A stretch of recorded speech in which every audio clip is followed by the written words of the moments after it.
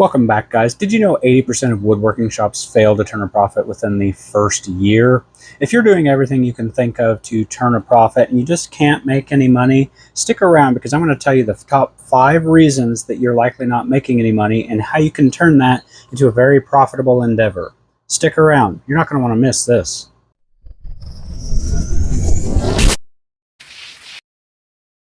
Demand plays a significant role in being able to sell the products you make.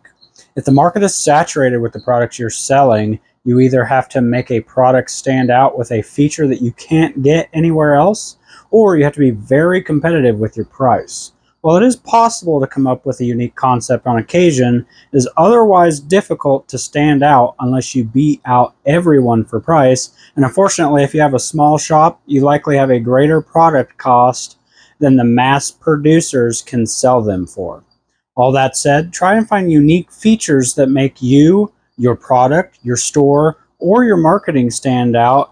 And while there may be some marketplaces that are saturated, the marketplace itself is so large that you will always find a buyer for the product if you look in the right places. Smaller shops often start trying to sell their items locally. This can be done via craft and vendor shows, flea markets, special events, and the most popular Facebook Marketplace. Most of these can be a valuable resource. Craft and vendor shows, for instance, can be a great opportunity because the people you meet at these events are there for one of 2 reasons. First, they are scoping for their own craft projects that they could totally make themselves at home, but likely never will. Or second, they are looking for unique or handcrafted items that can support local businesses and or are unavailable anywhere else. On the flip side, flea markets and Facebook can be good tools for finding large numbers of buyers, but are not typically where you're going to find the people willing to pay what products are worth. This can be worse in smaller communities where the pool of buyers is much lower. To overcome this, you can venture into online sales by signing up for different online marketplaces, starting an online store on your website, or even targeted mailings. This kind of builds off demand. The products you are trying to sell can determine whether or not you will find a quality buyer or anyone at all willing to purchase your item. While there are a number of timeless items that will always be purchased, the items people are typically buying are to solve some sort of problem. If I buy a car, I'm solving the problem of not having a way to get to the next town quickly to get some diarrhea-inducing Taco Bell. As a side note, if you can't make it to the rest stop and have to use a trash bag to let it out, make sure to tie the bag up when you're done. Some people get really angry when they can smell your processed food from the cab of the semi. That said, what problem is your product solving? Be honest with yourself and determine if the product is worth selling, and if so, who is the target buyer? Is the target buyer in your area? Whatever you do, don't trust the YouTube videos claiming to have the product that will sell great for you. If they're telling the truth, what works for them may not also work for you. If you're like me, you found yourself wondering how to price the products that you sell. There are many schools of thought around this with some pretty good starting points. The trap I fall into myself with both pre-made and custom items is twofold. First, I greatly underestimate the cost of the project. This is usually due to not thinking through the whole process start to finish and not baking in some wiggle room.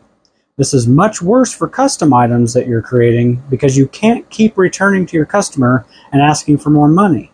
In many cases, I end up losing money on custom items because of this.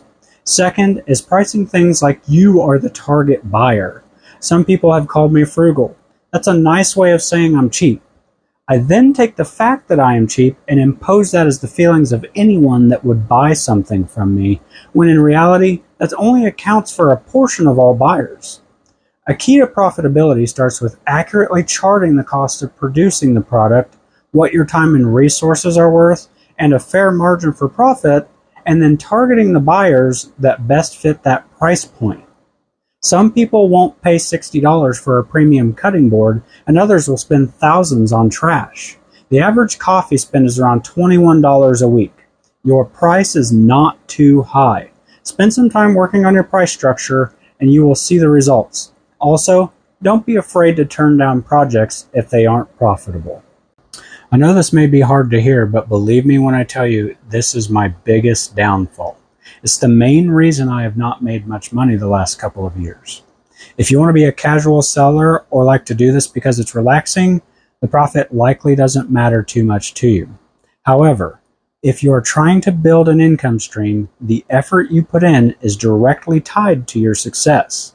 Yes, you can try your heart out and still have failures, but if you keep pushing, you turn a failure into a lesson learned and have not failed, but experienced a growing pain. Have you been posting your items for sale anywhere? Have you attended any markets? Have you reached out to any family or posted your business anywhere? Are you keeping up with marketing yourself? Have you tried telling the people you encounter about the unique products you create? The truth about successful shops is they sacrifice time and energy above and beyond a normal work week with marketing, product development, product creation, and sales. If you aren't willing to put an extraordinary amount of time and effort into all of these things, you likely won't be able to create much of an income stream. That said, if you're looking for a little fun money here and there, you don't need to be so aggressive and can likely just do some vendor fairs and do pretty well. Whether you're wanting to replace your day job to be a full-time woodworker creator, or just want to increase your profitability, you can follow these simple guidelines to increase your chances of success. Identify products that are unique and solve a problem for your target customer. Outsource your market to online if you need to increase your market pool. Don't be afraid to turn down unprofitable projects. Do not compete with big box stores. If they want products at Walmart prices, they can go to Walmart. The right customer is happy to pay for the price for your quality product. Make sure your time, effort, shop costs, and a margin of profit are baked into your price. Remember that the only failure is giving up. Keep trying and learning, and you will succeed. By implementing these few strategies, you can transform your woodworking hobby into a profitable business. If you got any value out of this video, please give it a thumbs up and subscribe if you haven't already. Feel free to leave a comment if you have any other tips to share or a story to share about your shop. And remember, have fun and be inspired. I'll catch you on the next one. Later.